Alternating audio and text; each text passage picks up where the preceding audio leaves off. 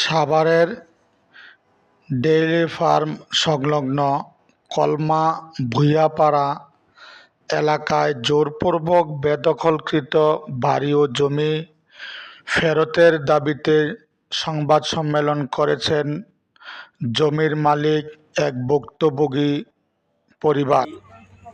আমার নাম হচ্ছে মনসুর আলী মির্জা। আমি মিজান মির্জা। আমার বাড়ি আমিনবাজার টাউন ইউনিয়ন। দীর্ঘ 1981 সনে আমার আব্বা এই জমিটা কেনার পরে এই জমিটা খাজনা খারিজ সবসময় দিতেই থাকে। তারপরে দেখাশোনার জন্য লোক থাকে এখানে। থাকার পরে আমরা এই রানা প্লাজার ভাঙার আগে আমরা এই জমিটা এখানে বসবাস করি।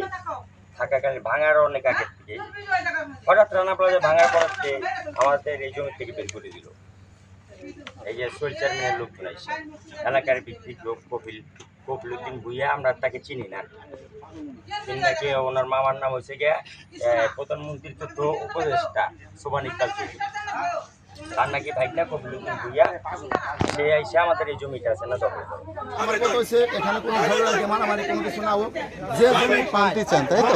পেপার যে পায় সে নিবে। আচ্ছা, আমাদের এলাকায় কোনো মারামারি আমরা এটা চাই না। কোনো গঞ্জাম নয়, যার কাগজ জি জি জি, হ্যাঁ।